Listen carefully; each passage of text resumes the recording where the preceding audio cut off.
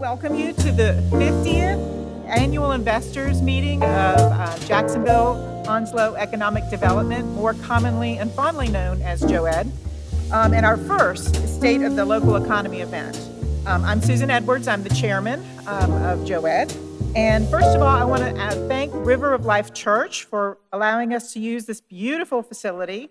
I don't know how many of you have been here before, but it is just amazing what they have done here. And certainly we are able to spread out appropriately whatever the current guidelines are. I also want to thank our sponsor, ECS, Engineering Consulting Services, and Jason McLeod. He's the Southeastern Business Manager, and he's been a longtime JOED supporter. And to start off with, I want to recognize our elected officials. So from the County Commissioners Group, we have Royce Bennett, Mark Price, if you'll just raise your hand, there you go, Tim Foster, and Walter Scott. From City Council, we have Bob Warden. We also, from Board of Education, we have Bob Williams, there we go, Joseph Speranza, Bill Lanier, and then Swansboro Mayor John Davis is here, great. And then also from Senator Tillis's office, we have Adam Caldwell. Adam, where are you? Oh, there you go, okay. All right. So we have got a fairly full agenda today, and as we do every year, we're going to start off with our normal bi-monthly business meeting. But we have quite a bit to get through, so, and I'm already on the schedule, and they've got me on a time thing, and I don't know what happens at the end, but Mark threatened me that if you miss your time, I think the world's going to explode. So our goal is to finish by 10 a.m., as we do with all of our board meetings, but I still want to leave a few minutes so that you can, in case you have questions for our amazing speaker, you'll have some time.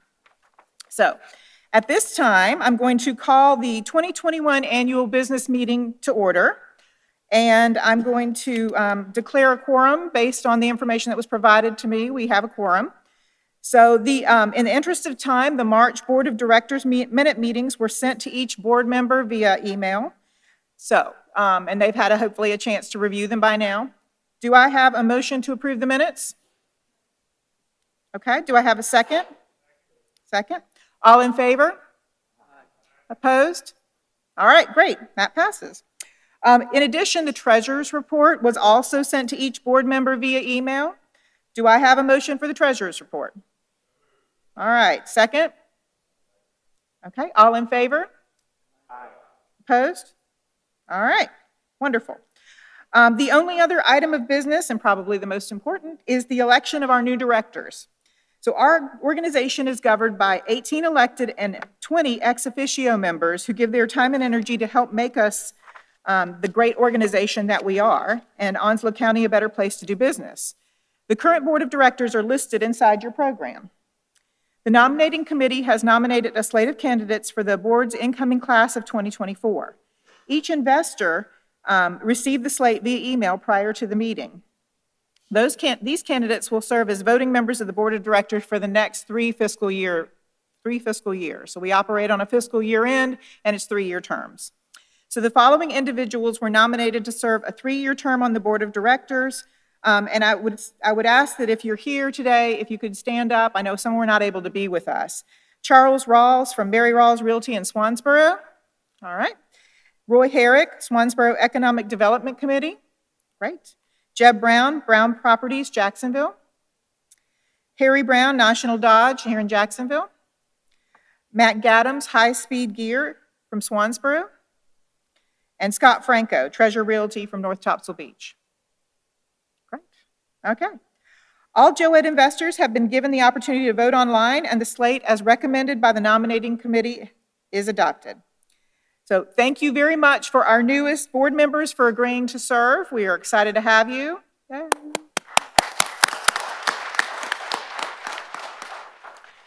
I also want to thank the outgoing directors for the time they devoted to JOED, Joey Carter, Mike Alford, Matt Raymond III, Kelly Glass, and Randy Tomazik. All right. A couple more comments I wanted to make before I turn it over to Joey. So the COVID pandemic has challenged all of our organizations and the entire economy, obviously. Some had to slow down or shut down. A lot of businesses were shut down this past year. We've all seen it. At JOED, this fiscal year has been one of our busiest ever, by far. Joey Carter is going to review the accomplishments in a few minutes, but I wanted to preface his remarks with an acknowledgement that JOED worked with vastly reduced resources, both in terms of staff and funding, and yet to deliver to our investors every day. I want to thank the JOED staff, Mark Sutherland and Teresa Miller, for what they have done this past year and continue to do every day for businesses in Onslow County. JOED's vision is to provide comprehensive economic development leadership to our Onslow County community. That each time the phone rang, JOED's mission and vision does not contemplate a break in the daily economic grind. Each time the phone rang, and it rang thousands of times this past year, we respond, and that's what we're going to continue to do. And Joey's going to highlight some of the things that have been going on. So I have the pleasure of introducing Joey Carter. Joey worked with Mine Safety Appliances, one of Onslow County's largest manufacturers, starting in 1991, and he served as a plant manager for MSA for 14 years. Most recently, he's been performing management consulting work. So Joey participated, as I've just mentioned, he's an outgoing director with the JOED Board of Directors for over a decade, and he is the immediate past chairman. So we are going to let him highlight the 2021 accomplishments, and I'll turn it over to Joey. Thank you. Thank you, Susan, and just let me add my sincere thanks to Pastor Chris Phillips and the folks here at River of Life. I know this has been a long time coming for these guys, but what a great facility. And Kelly and Greg, the technical staff that help make all this happen. So we're just excited to be here. I'm glad all of you guys are here. As Susan said, I am going to highlight some of the accomplishments that we've had in the past year. But let me just share with you that, as Susan said, I've been in Onslow County since '91, and from almost day one, because of MSA's connections with economic development, I've been to some degree plugged in. But over the years, when I talk about being part of JOED or economic development, I'm asked, well, what is economic development? So before I start, I want to kind of define that for you, and I may get a little technical and a little bit deep. If you need to take notes, that's fine. But when we talk about economic development, what we're talking about is very precisely developing the economy. I know that's tough to grasp. I'll give you a second. But what does that mean? It means a lot of things, but in general, what we're talking about is increasing activities that are going to increase the wealth and prosperity of the community. And I'm happy to say that even in a very difficult year, what we've been able to accomplish this year has been tremendous, and maybe even outpaced most of the years in the past. So it's been a tremendous year. You'll see that we've had 24 requests for proposals, businesses that are looking to come to Onslow County, and from those we generated 19 site visits, folks that literally came here to look at the area, evaluate it as a possibility. 3 groundbreakings and 1 ribbon cutting. And what that means is all of that is a real return for our investors. Those are all potential jobs and revenue coming into the county. That resulted in 232 new jobs added. Those are maybe new jobs from new entities that have come into the county or existing industries that have expanded. And you'll see the payroll there. If you do the quick math, you'll recognize that on a per job measure, those numbers, these jobs have been above average wages for Onslow County. And when we look at direct impact, those jobs have brought in $95,000 of property tax revenue and $212,000 of sales taxes. For our elected officials, those numbers make budgeting a little bit easier to handle and actually decrease some of the tax burden on the rest of us. So really, when we look at the impacts that we've had, it's been a pretty good year. Well, talking about business retention and expansion, dealing with existing industries is a legacy task of JOED and to economic development over the 50 years that it's been in existence. But this year just kind of blew all those records out of the water. 247 requests from existing industry. And you can see where they came from, what they were, some of the issues that folks were dealing with. And each and every time that phone rang, JOED was able to be kind of the go-to source to help those existing industries. Here's a question to ponder. If JOED is not there, who's answering those 247 phone calls? Right? So we've been extremely proud of the effort of Mark and Teresa, our staff, in being able to direct folks to the help that they needed. But this year was a little bit different. We had to kind of, the prevailing term for the last year has been pivot, right? How many of us have pivoted? I think we've pivoted so much we're dizzy. I think most folks are ready to stop pivoting, but our guys pivoted too. We offered technical assistance in some really unique ways. One of those, the Holly Ridge Pandemic Response Fund, what an awesome, awesome activity this was. So the folks of Holly Ridge wanted to help their small businesses and wanted to create a pathway for citizens to be able to contribute to help those businesses out, and created a fund. We're able to come under the charitable umbrella, if you will, of JOED, and JOED provided that umbrella as well as some expertise in helping to administer those funds and who they went out to. We assisted the Swansboro Economic Development Committee, a group of business owners in Swansboro that wanted to do a little bit more targeted economic development for their community. JOED's been able to provide some technical organizational assistance for that. Also with the Greater Topsail Area Chamber of Commerce, a similar aspect there where they have a very robust economic development committee and look to JOED for some technical assistance. And then one of the most exciting new endeavors in terms of workforce is the Department of Defense SkillBridge Apprentice Program, helping some of those exiting Marines developing skills that then are applicable in the industries in our area. But as many things defense and government related, the application process turned out to be somewhat laborious. And JOED was able to kind of come in and help those existing industries and reduce those application times from days maybe down to hours.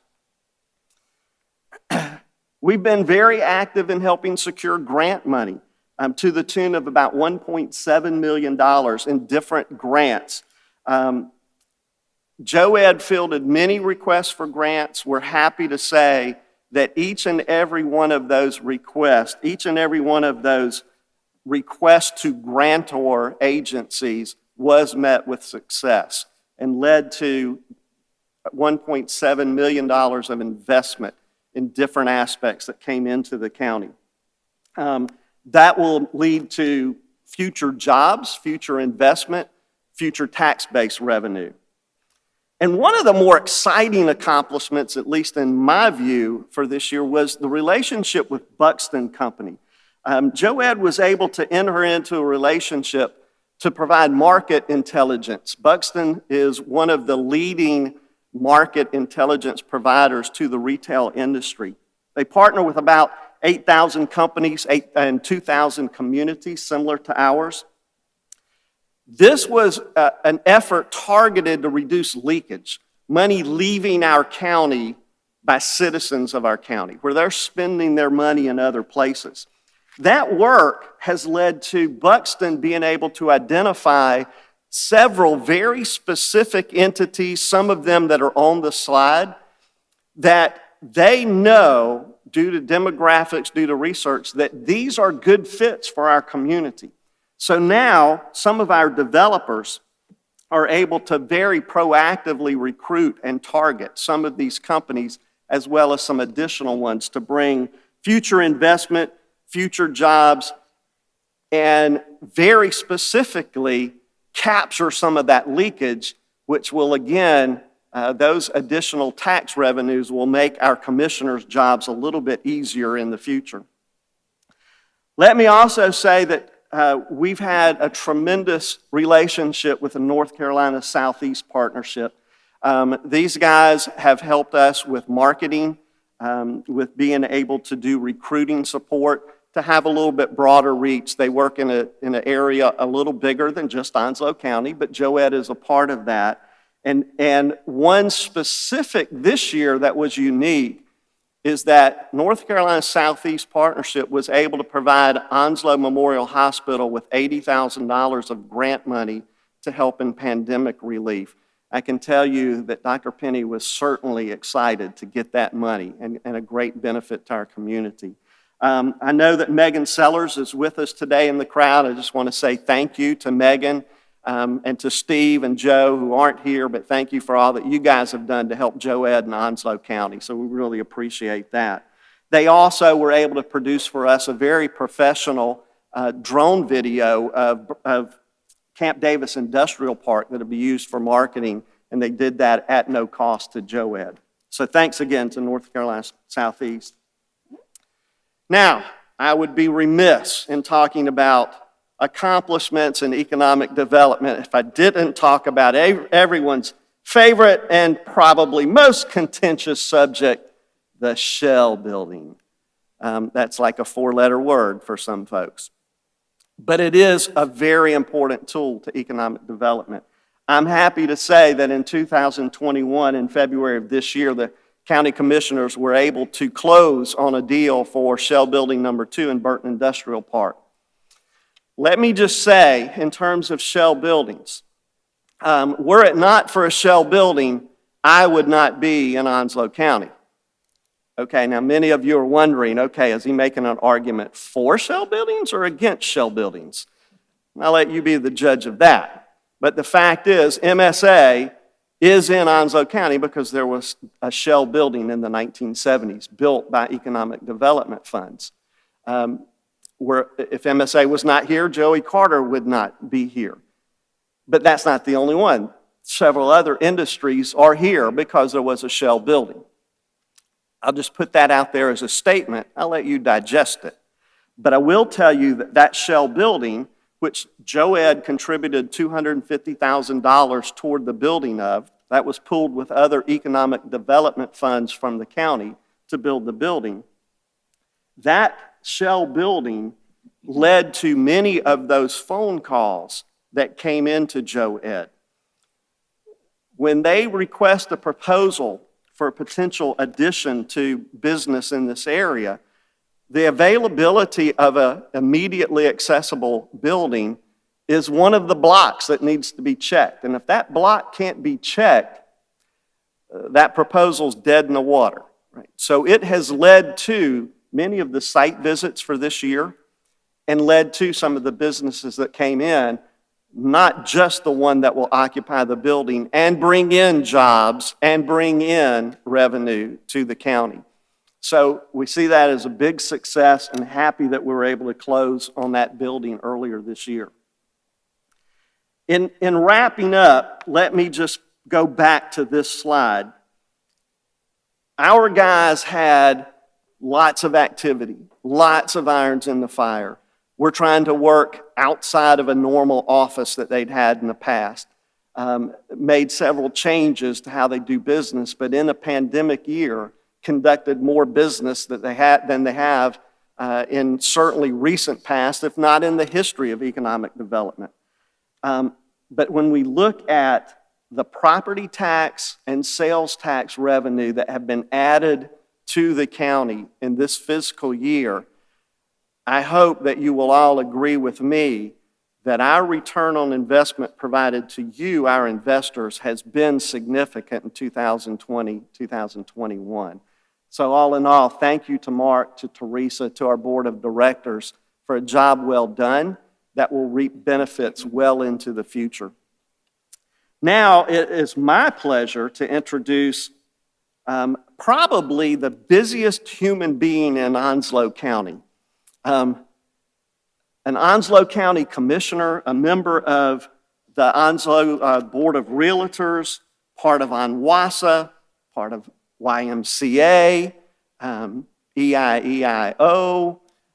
This man is involved in every important endeavor in Onslow County, as well as being genuinely a great human being, a super person, Commissioner Royce Bennett.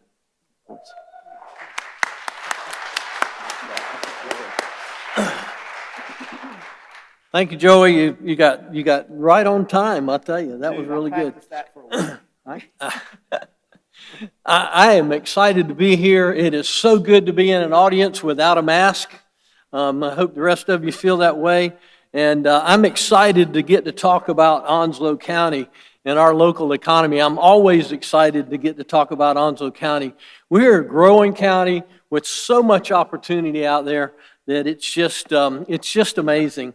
If you look at the slide, let's see, did I do it? Nope. Okay. If you look at the slide behind me, our population is growing. I think since the last census, we've grown by about 20,000, and now we're anticipated to grow another 10% in the next 5 years. 10% in 5 years, and 12.5% in total household needs. That's almost 10,000 new households in Onslow County in the next 5 years. What does that mean? 2,000 houses a year we need in Onslow County.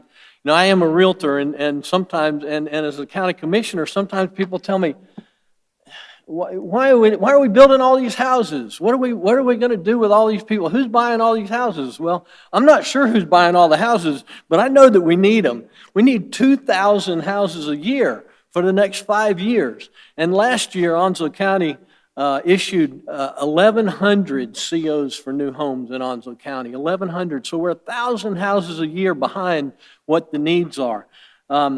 We've got to work hard to keep up, but there's a lot of opportunity there. Think of the possibilities for people who are building and wanting to come to Onslow County. Our local economy is we've gone in the last year from being fourth from the bottom in wages to being ninth from the bottom, which is a pretty good improvement. We've always had low wages in Onslow County, but to see it improving is important. Our industries don't want to come to an impoverished county. We've also gone from a Tier 1 county to a Tier 2 county. So our economy is definitely improving. Our consumer activity is getting better, and we're recruiting firms like Atlantic Seafood and the Onslow Bay Boats, and those firms are bringing above average paying jobs into Onslow County, which is definitely helping our statistics. Now this is a good slide. I don't know if you can see. But the red line is what our economic activity was, consumer activity was last year, and the green line is our consumer activity for this year. The top graph is North Carolina, and the bottom graph is Jacksonville-Onslow County. What's important here? Where'd it go? Let's try this again. I don't know what I did. But what's important here is not what the numbers are. What's important here is that these lines are very consistent in Onslow County. If you look at the state of North Carolina, there's a big difference between the top, the red and the green lines. But in Onslow County, those lines are almost parallel. They're almost equal to each other. And the next slide takes it down a little bit deeper. And maybe in this slide, you can see, yep, that didn't work. You can see the gray spikes. And the gray spikes in this graph are places where our economy was actually more active than the average in the state on those particular days. What this tells me is that we have not only a lot of opportunity in Onslow County, but we have a huge, we're very, very consistent in Onslow County. Our economy is consistent, and I've been watching the economy in Onslow County for many years, and particularly in the real estate market. I think the realtors here today would tell you that our real estate market is more consistent than anything in the other country that I know of. Our economy just keeps plugging along. A lot of it's the military. Thankful for the military input into our economy, and it keeps us on track when everybody else is going down. Onslow County stays consistent. Unemployment, wow. Last year we had a terrible spike in unemployment, went up to 12.4%, but now we're back down to 4.8%. So which is pre-pandemic level. So our jobs have come back, and we're back to where we were pre-pandemic. And our local housing, which I've already talked about a little bit, is challenging for us. There's a lot of opportunity there, but there's certainly a housing shortage in Onslow County. As of last night, when I looked at single-family homes in Onslow County, there are about 200 single-family homes available in Onslow County last night. Typically, we have somewhere around 2,500, and those numbers have been going down. Active listings have been going down since Hurricane Florence. I looked at last year, we were down to about 1,200 last year. This year, we're, like I said, down to 200. But the growth in Onslow County has increased our tax base by 3.6%, up to over $15 billion from a $13 billion tax base last year.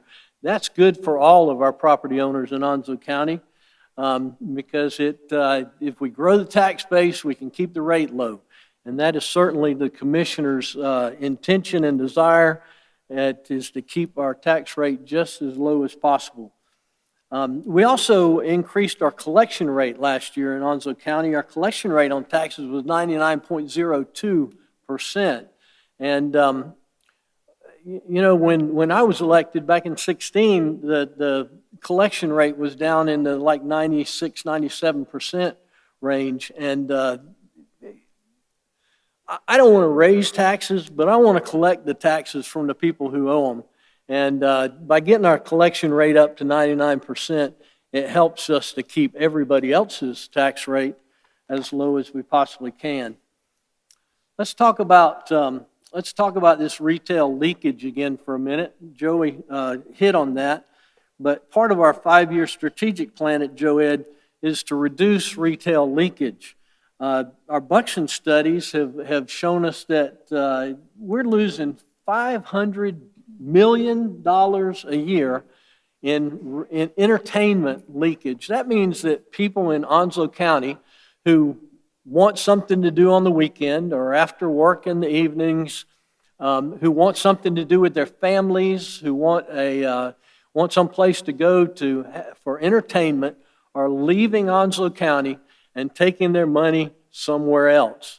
That's an opportunity for our local investors, for our local developers to bring in entertainment sources that will keep some of that revenue in Onslow County.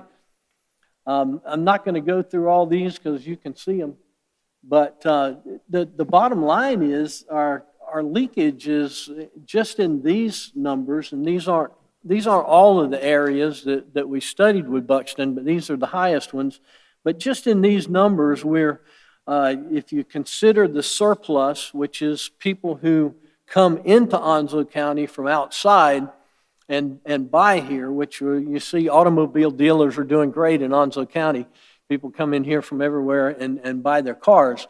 But there's a $250 million difference just in these statistics that are in front of you right now.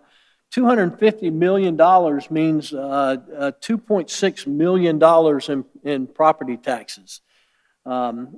So that could decrease our property tax rate by by several cents. If we could save some of that money and bring it back in, I'm sorry, I said property taxes, but I meant sales taxes, $5.6 million in sales taxes that could bring into Onslow County.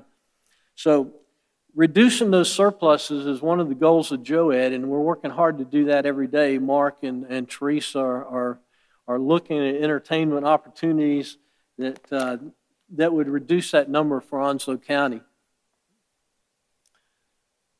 Let's see, our talent pool is interesting in Onslow County because we have a huge number of talented people who don't have jobs. A lot of them are military spouses. We know that 7,800 people a year are exiting the military.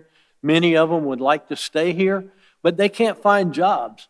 This slide shows you that with bachelor's degrees, we have 1,600 potential candidates and 57 job openings. So you got 30 candidates for each job that requires a bachelor's degree. And if you go all the way down to a PhD, there's one job opening for somebody who has a PhD, and we have 104 candidates who have a PhD that could potentially fill that one job.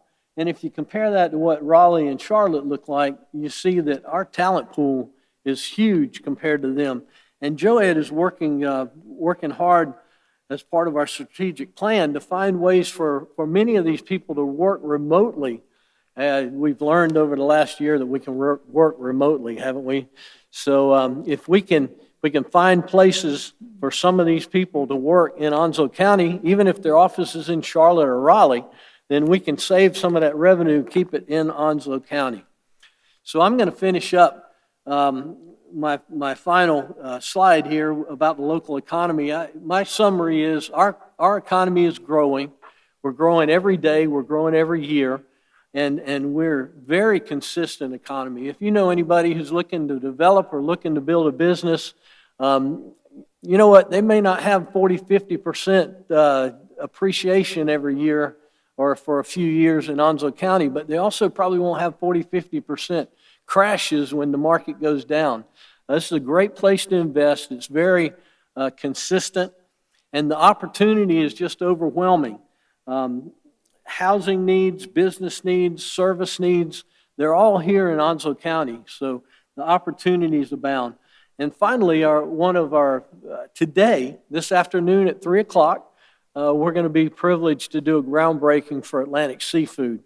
Atlantic Seafood is a business that's moving into Onslow County from Pender County.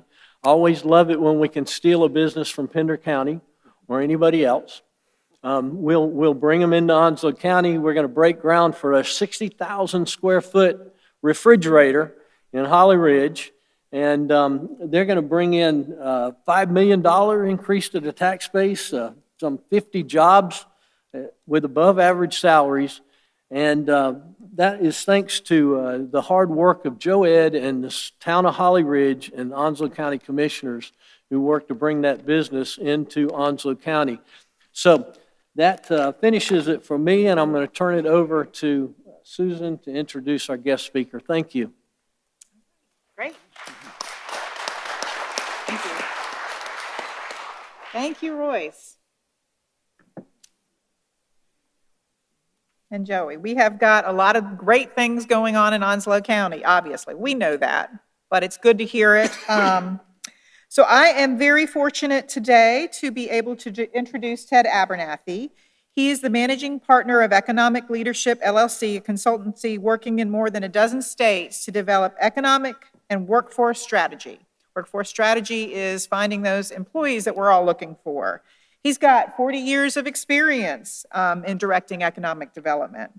So there's an extremely extensive bio in the program that you can read all about him, and I jumped right out. He's a Carolina grad, which makes him super awesome in my ideas. But he is one of North Carolina's favorite economic analysts. He's very knowledgeable and well-respected in economic development circles. And he has agreed to come and speak to us at least 2 times prior. But I think there was a pandemic, and then I don't know what the other reason was. But luckily, the 3rd time is the charm, and he has come all the way from Charlotte to come up here and tell us all about what's going on. So, Ted?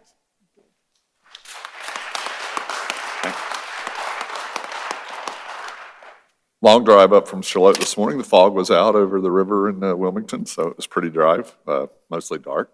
So we've set a record today for me for 2021. We have more ties in the room than any room I've been in this year. So congratulations to all of you with ties. Mayor, I think Swansboro's got my regular dress exactly right this morning. Shorts and a golf shirt look like what I normally look like this time of day. And I'm on a Zoom call, so I'm putting on a button-down stunt shirt usually this time of day, so it's kind of fun. My job's actually to put everything else in context for you.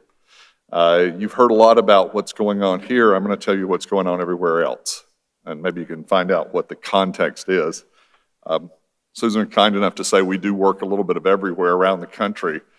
We've just finished a workforce plan for Kansas and a transportation plan for the state chamber in Missouri and a rural plan for the state chamber in Wisconsin and a manufacturing plan for the state chamber in West Virginia and a safety plan for Florida. So I've been running around on airplanes since they started, but we also finished last year the new Southeast plan that is important to you guys for North Carolina's Southeast. We also finished Golden Leaf's new strategy, which impacts all of us, and just finished last week the Small Business Technology Development Center plan. It was my goal last year to spend a little more time in North Carolina and less on airplanes.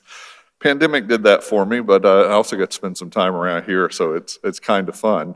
I also serve as economic advisor to the 50 state chamber executives around the country, which means that every month I'm on a call hearing how everybody else is doing.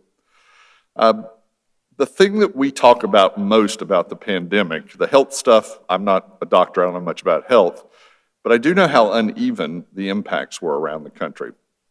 Over the last year, Idaho grew jobs. Hawaii lost 16% of its job total.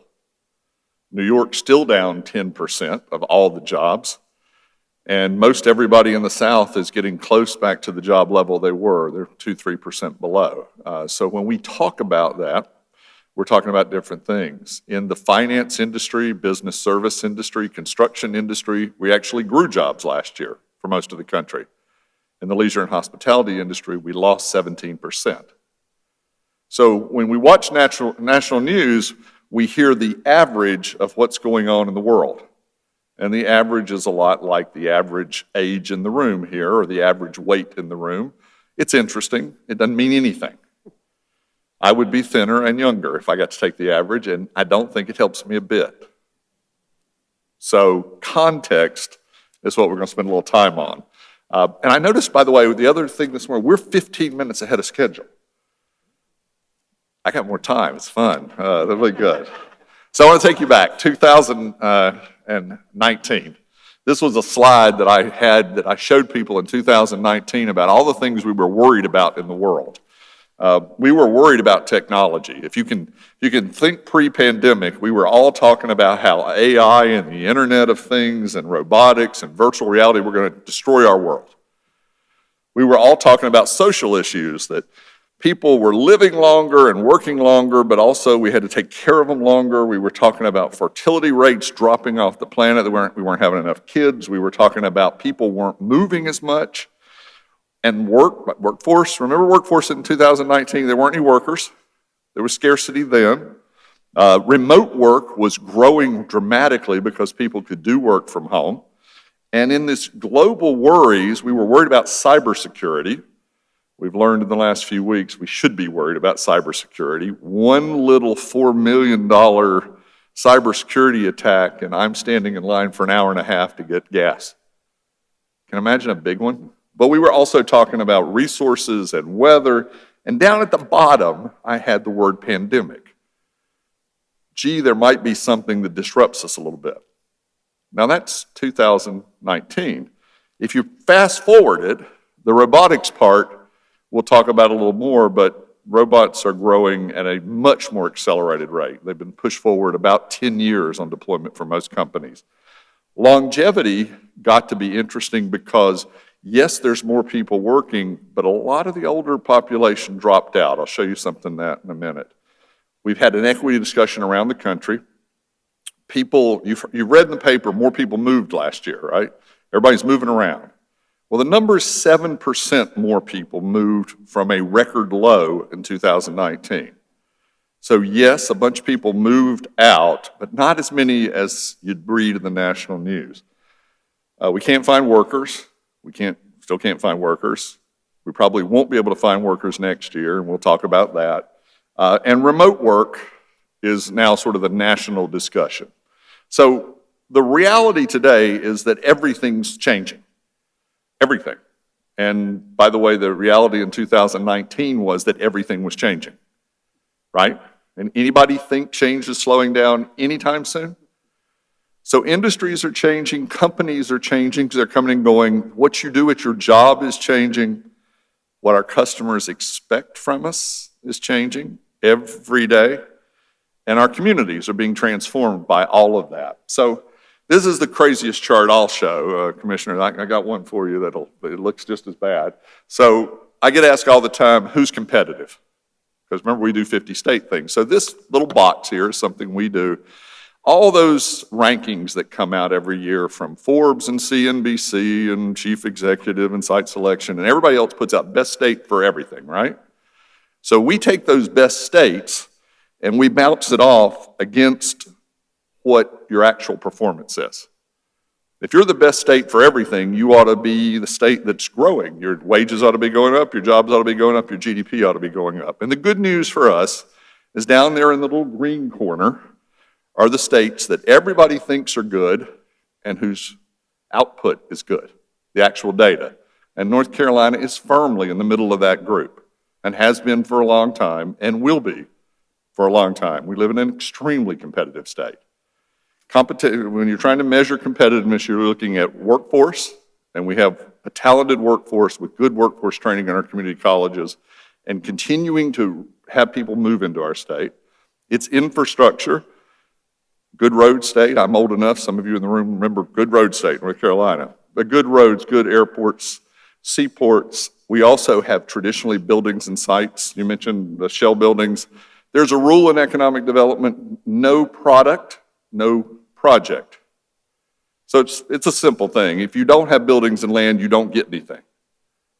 So I wasn't going off on a tangent, but that's absolutely fact. And you can decide whether that's a good Shell building or good land or good whatever. But if you don't have it, you don't get anything. And then the third piece is your business climate. And that's your taxation, your regulation, your legal climate, those kind of things. And North Carolina is ranked near the top in all of them. So we're very competitive. Some of my other clients are up in the little red box. That's not a good place to be. Everybody thinks you're terrible, and you're doing terribly. And a whole bunch of states are stuck up in that box. And they don't have good workforce, and they don't have good business climates, and their infrastructure is falling apart. The better news for North Carolina is we're also growing in the areas that are the future. There's a group of 50 industrial areas or industries that are considered the future. They're implementing the newest automation, they're moving forward. This might be aerospace, it might be software, different things. Little box up in the green up there is where the best states are, the ones that are actually, not the ones for reputation, the ones that are actually growing the jobs. And North Carolina is firmly in that group. Third piece of this is where technology is moving. And these are the tech jobs in the country. If you're green on here, you're one of the top 15 places projected for the next 5 years where the most tech jobs are going to grow. And once again, North Carolina firmly in there. So if I'm asked, is North Carolina competitive? The answer is very. NCEDP this year was named as the top economic development statewide organization in the country. We are a state that through the pandemic had both low pandemic impacts in terms of deaths and low impacts in terms of job loss. One of the few that can do both of those. So you're in a good, the people up here where you're starting to funnel down, people are trying to say, which state ought I be in? You're going to be good there. Then they're going to figure out what you do here. So very competitive. Better news is that for some of you, by the way, last year was pretty good. If you were in the housing market, the construction market, the home goods market, the car markets, we can name a whole list. You had a pretty good year. For a lot of people, much better than they expected. If you owned a restaurant or a motel or a service industry of some type where you needed personal contact, you had a lousy year. And about 40% of small businesses that started last year won't finish this year. Now, we lose a lot normally, but it was a tough year, especially for the leisure and hospitality sector. Wasn't a great year to own an airline. It's a terrible year to own a cruise ship. Bad year to own a small motel. But this year, if you own a small motel in Florida, you're booked up. If you own a downtown hotel in New York, you're not. Still uneven. So as we go forward, what's going to happen is we're going to accelerate our growth. We have about $2 trillion, that's with a T, excess savings in the U.S. than we had before this all started. We are sitting on cash, both companies and individuals. Companies, you can tell right now, we're back to 75% or so air travel, of domestic air travel, and people are packed in the airports. I've been on the road the last 3 weeks, and if you're trying to get to Florida, book now. There aren't any flights, there aren't any seats left. If you're trying to go to Hawaii, book now. There aren't any seats left. You want to go to Bozeman, Montana, book now. Now, if you want to go to a big city, if you want to go to Seattle or New York or Chicago, the seats are there because the downtown cores haven't opened back up yet. But people are vacationing and they're moving, and this is going to be an interesting year. As more people get vaccinated, if we don't have some strand that pops up out of India or Brazil or somewhere, then we're feeling much more comfortable being out and about. We also have the secondary impacts of the last stimulus package, the $1,300 that most of you got in the mail. Most of you did not spend it. You stuck it in your pocket, and you're going to spend it later this year. So if we can find a way to get new cars, we need a chip or two here or there or a dashboard here and there, then new car sales are going to be good. Travel is going to be excellent during this year, because consumer and business confidence are on the way up. Those are all good things. So what I want to spend the rest of our time talking about is what's next. What's the future? What's the next new normal, since we're all headed that way, whether we like it or not, and talk to you about some of the things we're pretty sure are part of that. The first, and we're going to do a series of what happens from COVID. The first is accelerated automation in every industry. Almost every CEO in America was sitting at home last March and April and May trying to figure out how to operate without having their people there. And so manufacturers accelerated automation, but so did healthcare, so did service, so did everything else. And so most of those things aren't here yet because they were thought of last year, they're designed this year, but they'll be implemented over the next few years. That means a couple things. It means a big jump in manufacturing, which is great for everybody. It means the elimination of jobs at the lower end, which is a mixed blessing. Right now, if we can upskill people to the next level of jobs on maintenance and design and repair of all those robots and software, then we're good. But it's also going to put a huge strain on the people looking for work at the lower end. So we'll see how that works out. The second thing I told you is the relocation issue. And relocation is interesting. Last year, the data suggests, I told you 7% more people moved. 84% of them moved inside their same metro. They moved out of the city to the burbs. Another group moved to their second homes. So they moved out of the city to the coast or to the mountains or to the something. And a few decided, I can live anywhere, where am I going? So same rules held in 2020 and 2021 that held in 2019. I'm going to move A, where I can, and B, where I want to. And you can all decide why you want to move somewhere, what it'll be on the list, but that's not hard to figure out. People, they want a place they can afford. Affordability is going to be a key. They want a place where there's things to do. They want a place where their internet runs really fast, where they can find an airport if they need it and get somewhere, where they think the weather's okay. And I say that, people say climate's not always the issue. It's funny, the maps you look at look to me like climate's always the issue. Everybody's moving south and west, nobody's moving north and east. Okay, maybe it's a coincidence, I don't know, could be. but it doesn't look that way. So if you want people moving here, then you either have to have jobs that attract them or a lifestyle they want, or they're arbitraging their lifestyle for a little bit lower priced housing than it costs them to live in Cary or Matthews or wherever in North Carolina. Remote is here forever, but not exactly the way it gets portrayed. So about a third of the jobs in America technically can be done remotely. Only about a third. 2/3 of people cannot work remotely. They have to be where they are. And you can imagine who those people are. So of the third that can work remotely, most of them got sent home last April. We found out that we could do some of that. Businesses said, this is pretty good. I mean, it worked all right for a year. But mostly what's going to happen is people are going to be given an option to work at home part of the time. Some companies are going to say, I don't need that big office building in downtown Seattle. Maybe I'll have a smaller place out in the burbs and you can go work home part of the time and then you'll come in and share a desk with 3 people or do something. That's going to happen. I work remotely anyway. I mean, my office is Airplanes and Charlotte. So we've always worked remotely, and the people who could probably did already.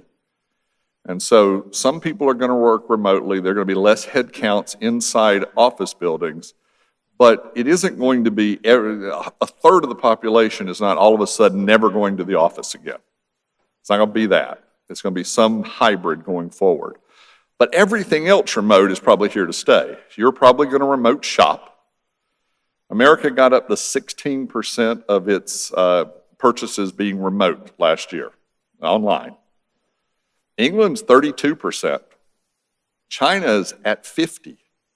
So is there room for us to spend more time sitting at our desk buying things on eBay or Wayfair or whatever? Sure, there's plenty of room, but Americans like to shop. We already have about twice as much square footage in retail as any country in the world. We're double the next group.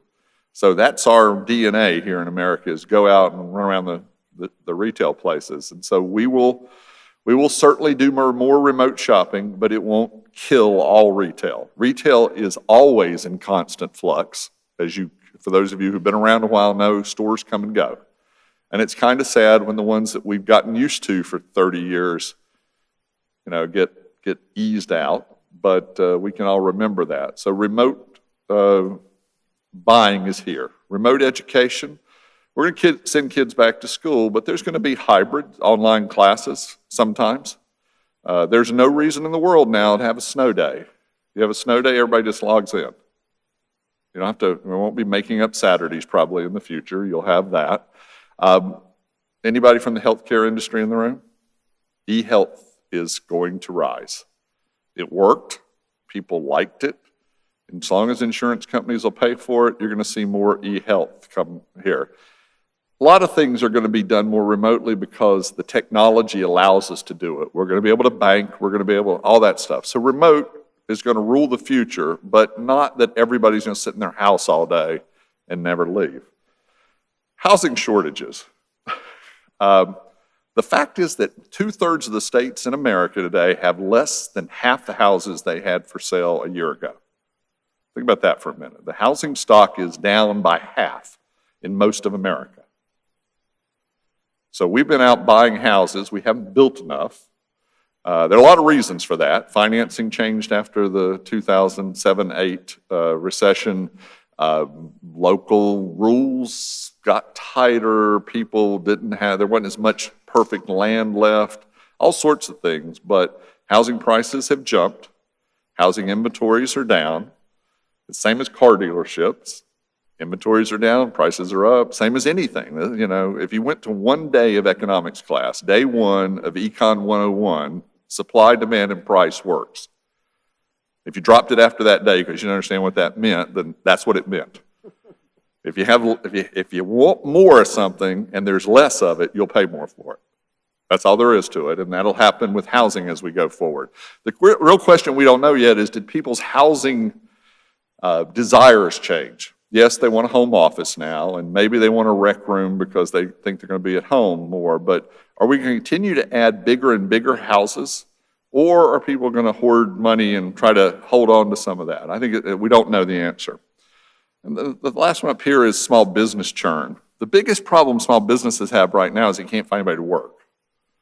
And we can have a long discussion about that, and I'll talk about workforce in a minute. But the churn is that a lot of businesses went out, but the last 6 months across America and across North Carolina, we're setting records for new small business formations.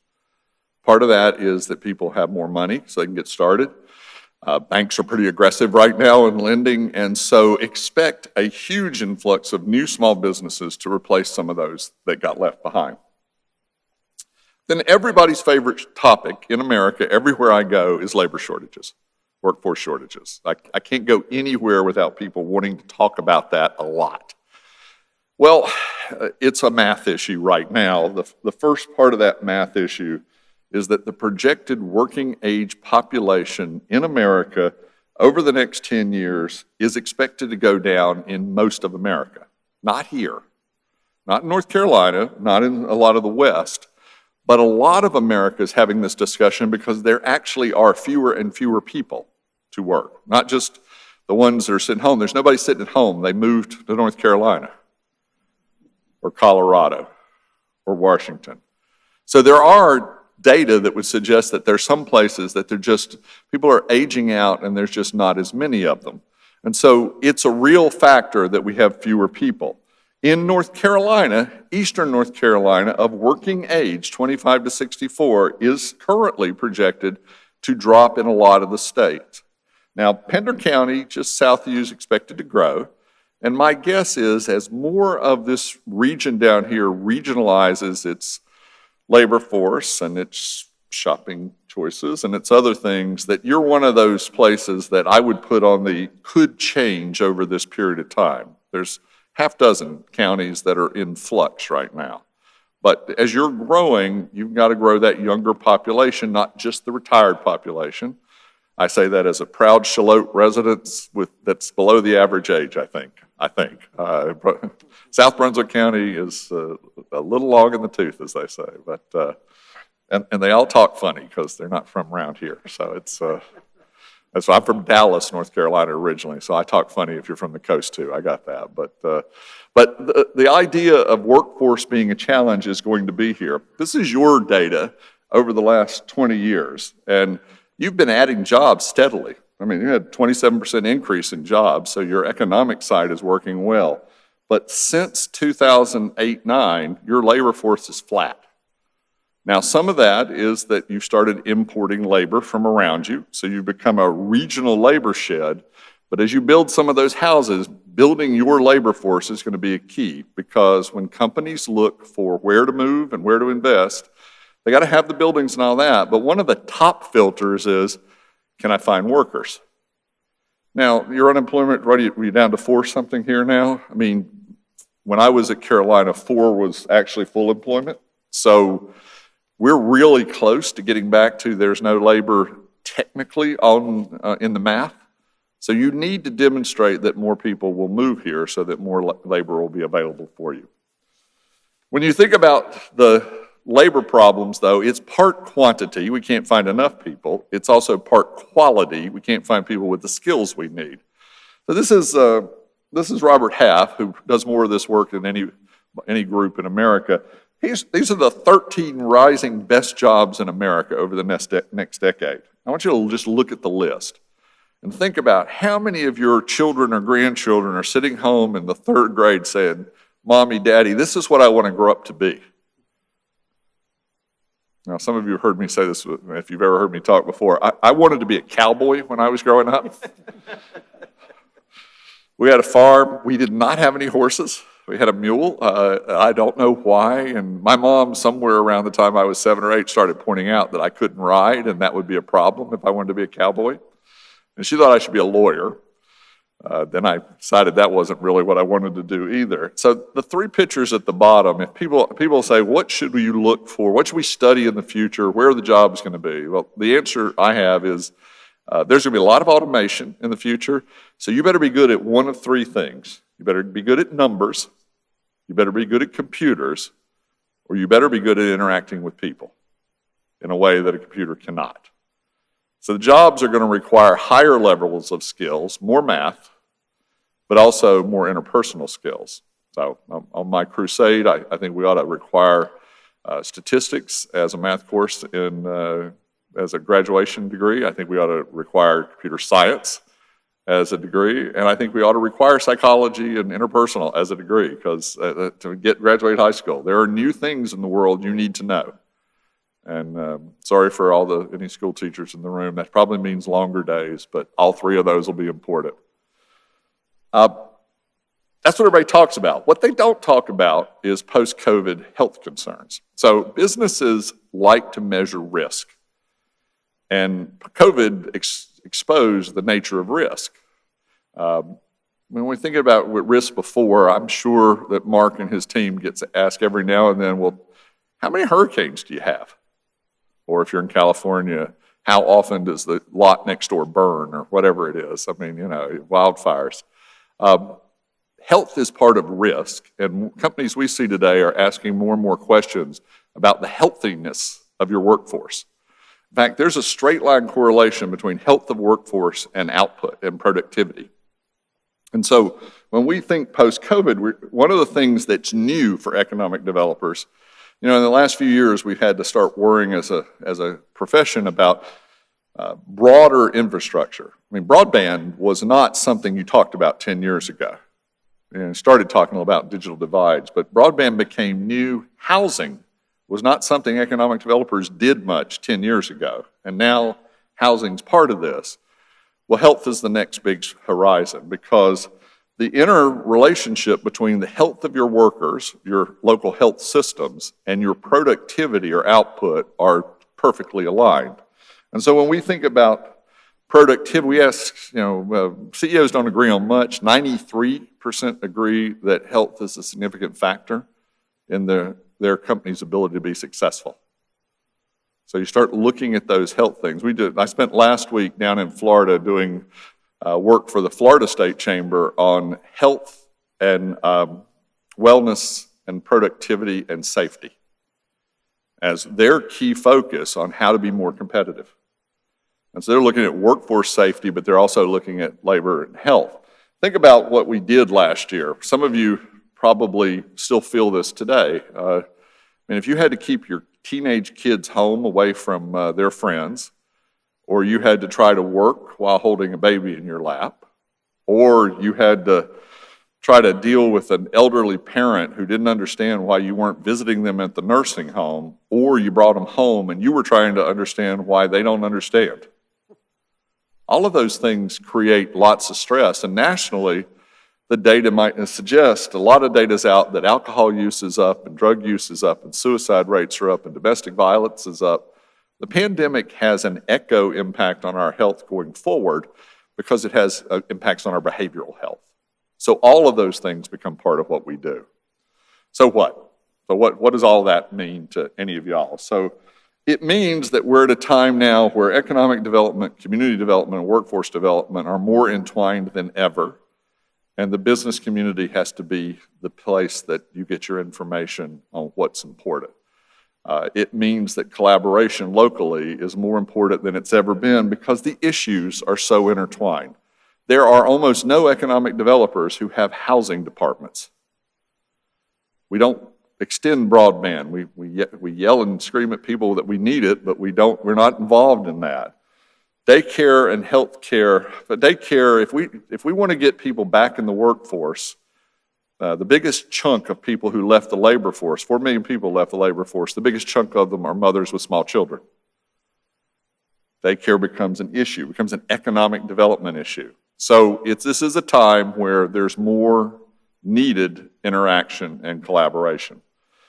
It's also a time when data analytics rule the world. I congratulate you on all the retail stuff.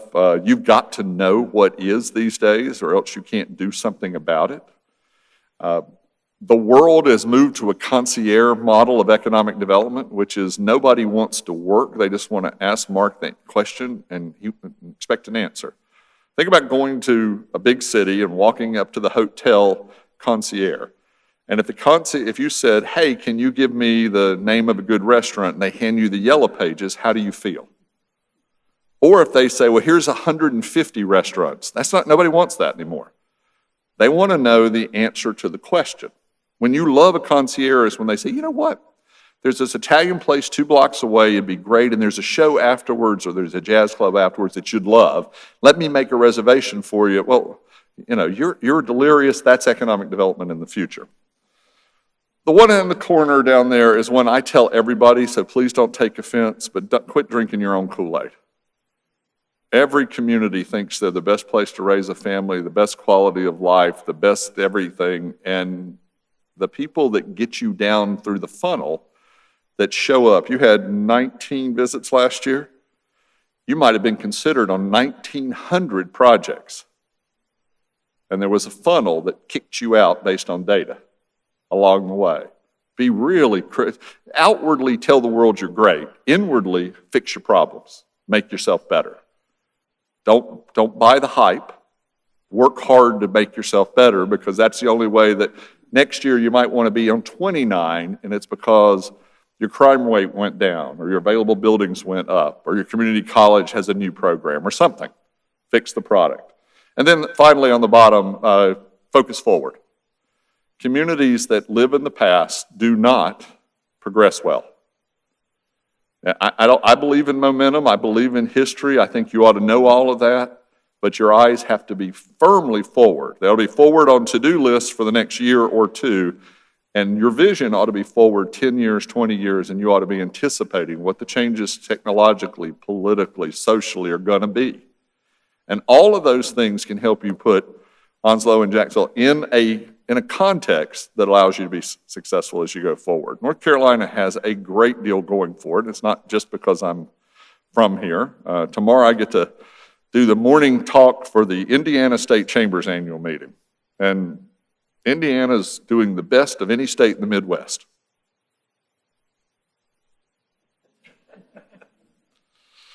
But in context, I might not tell them everything they want to hear. So it was great to be with you today. There is a new normal, but there always is a new normal. Let's keep moving forward with it. And I'll be happy to answer questions if we have time for that. So thank you.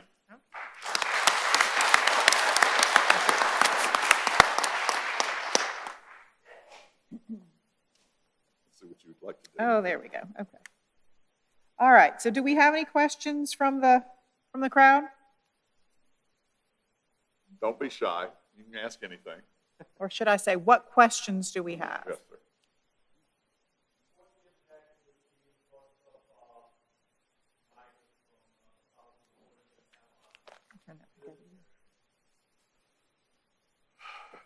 It depends on the jobs. If you have openings for jobs that can't be filled and you want to fill them, then you'll have some people show up, but otherwise you won't, probably. I'm sort of the centrist on a lot of political issues, so I apologize if you're on either side hard. It's who I am. We need smart immigration policies that protect borders and allow the amount of people into the country that fit the economic needs of the country at that time. That's my position on immigration, just like that. The current surge at the border is pent up demand from the last few years. It'll die out pretty quickly. Most of the people at the border actually aren't, the percentage from Mexico and the Triangle aren't as high as they used to be. They're from further south in America, because you have Argentina and Chile and Brazil with some real problems. And so there's some of it's pandemic related, some of it's other related. I expect that to die down over some period of time, but we have to come to some sort of understanding as a country of how many immigrants we need based on a combination of job growth without people and automation taking away jobs. There's a balance there.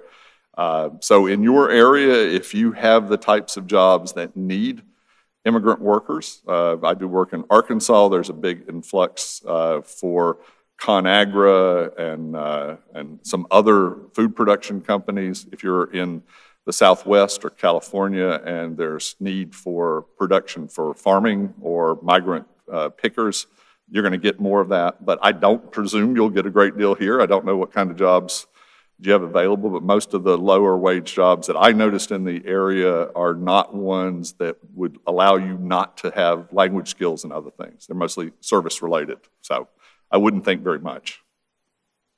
Other questions?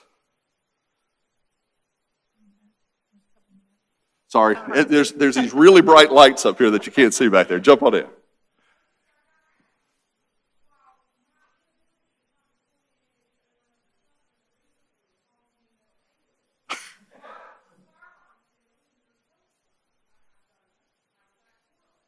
Why are they so high? Yeah, why behavior, why do, yeah, so the question is, why are sale of firearms an indication of behavioral health? And the answer is people buy firearms when they're afraid. So your behavior, you are special, what can I say? What? I believe you. No, firearm sales go up when people are either afraid of something or afraid of change in policy. They go up and down, and you can see they go up and down pretty dramatically.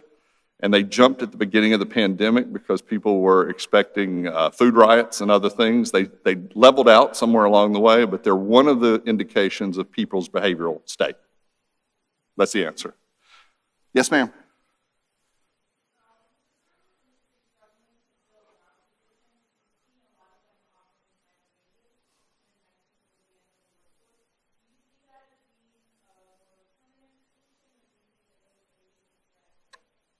Yeah, the question is, because of the struggles of service industries, they're currently having to offer higher wages.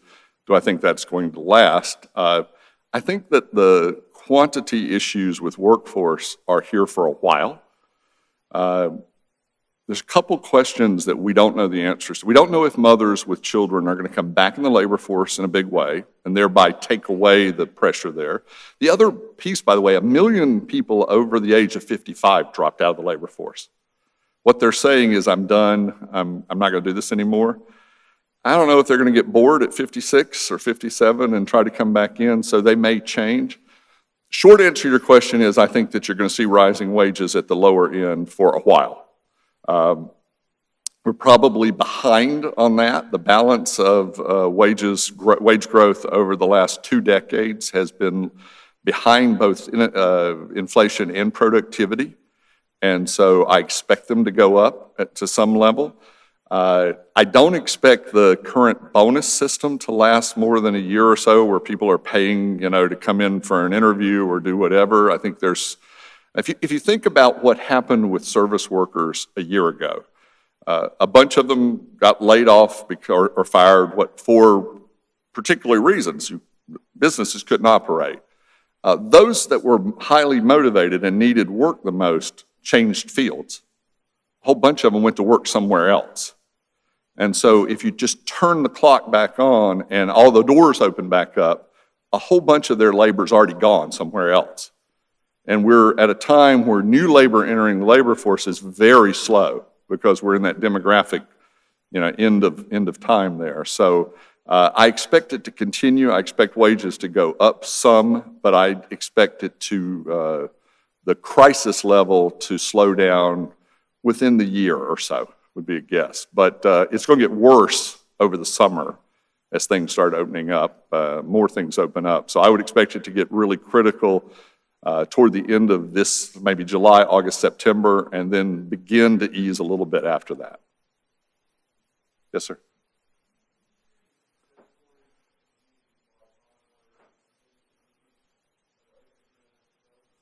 Which thing? Oh, the retail leakage, yeah. So entertainment's a tough one. I saw that was your biggest number. People, so think about where you go to have a good time. All of you individually. So some of you you hoard all your monthly entertainment dollars for 2 years, and then off you go to Disney World, and it's boom. And so the average entertainment spend on a monthly basis has been aggregated and then dropped somewhere else, right?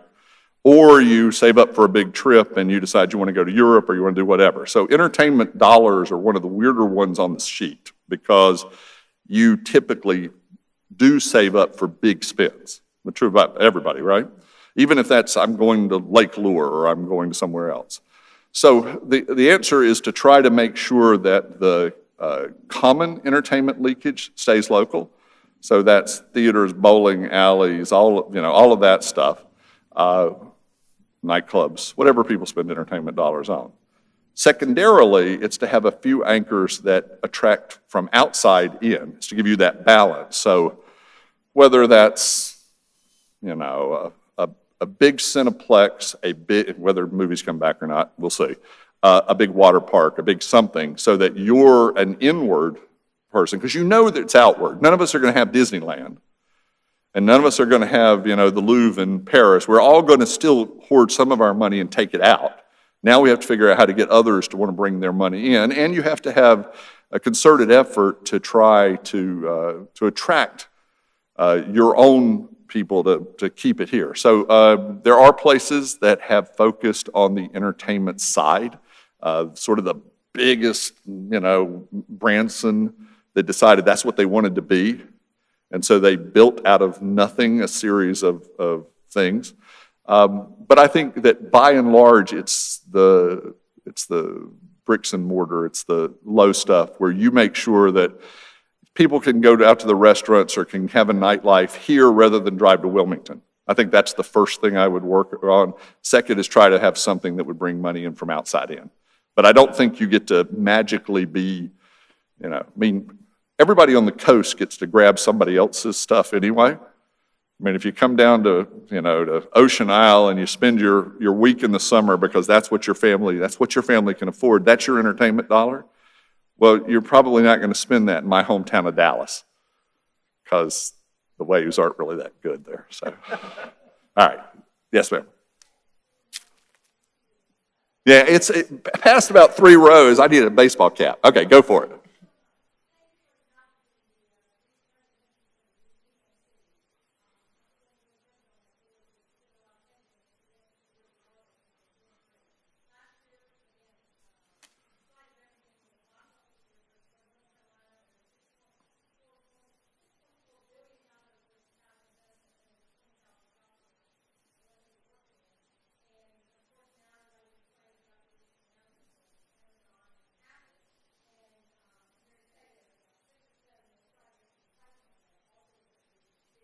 Yep.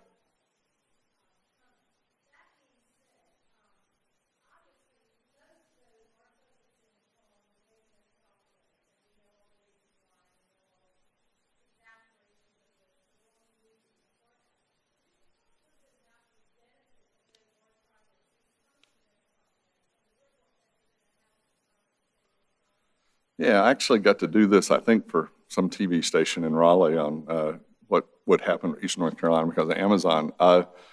So a couple things happen. We have all had an interesting slap in the face over the last year on why thin, broad, global supply chains might not be perfect. Having one supplier 10,000 miles away in controlled by another government might not be the smartest idea. It'd be the most efficient, but redundancy and security becomes more of a supply chain issue now. So the first thing that happens is that, if you own that phone over there from Apple, you pay a lot of money for it, but the component parts are made by lots of different people, and the servicing and the answering are made by lots of people, and they aren't usually in the high-priced areas. They're spread out. So I think that the trend is now to bring your supply chains closer. And as you do so, I think that all of North Carolina, because you're dealing with the same legal system, the same economic entity, the same tax system, that all of North Carolina benefits from being a place that people would look. And so that's the first answer to that question. The second is an image one.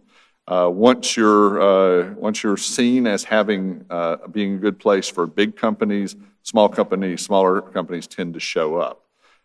You're not that far away down, and I think if you're in Wilson or Goldsboro, or Edgecombe County, you're going to see a lot of interest in these type of things going forward. But anchors are the same as anchor anything. They're the same as the anchor at the local shopping center across the street. I think it was a Lowe's. If there's a Lowe's grocery store across the street, everybody else gets to be successful because there's an anchor. So it's the model, and they're important. And companies, big companies that want to hire thousands of people can't move to places that don't have thousands of people. They're going to show up in concentrated workforce sheds. And so everybody, whether that's downtown or suburban, they're going to be in those areas. At the same time, people that are cost conscious or different lifestyle conscious won't show up there. So hope that answers, but they'll have an impact over the whole area. Thank you very much. I appreciate it. I'll stay up here if anybody has any other questions I didn't get to. All right, great. Thank you again.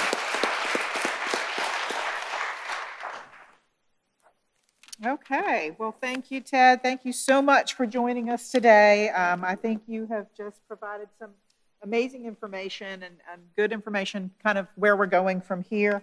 I do want to say one thing. Our partnership with Buxton has allowed us to be able not just to know what is leaking out of our area, but based on these little wonderful things right here, we know exactly where they're going when they leave Onslow County. So we can drill down to that level. It's kind of scary. So, you know, when you got that vaccine, if they didn't put a tracker in you, you got it right there on your phone. So that wraps up our program. I do want to thank several folks. I want to thank Pastor Phillips, River of Life Church, for hosting us. Again, beautiful facility. And Greg Edwards and his team for the technical assistance. Very fancy. I'm way ahead of me. I want to thank ECS and Jason McLeod, for our event sponsor, for hosting our annual meeting. I want to thank our investors of JOAD. They're very important to us. I also want to thank Mark and Teresa, our staff, for everything that they do on a daily basis to help Onslow County, to help everyone in Onslow County and keep everything running. They've had a really busy year. They never stopped, and they have just kept going. I also want to encourage you that if you're interested, I don't know if you noticed those on the desk outside, if you're interested in being a part of JOAD, there is an investor membership application out on the desk out front. So I would encourage you to be a part of our organization. There's lots of things going on. There's lots of great things that are happening, and I just see the future of Onslow County shooting straight up to the sky.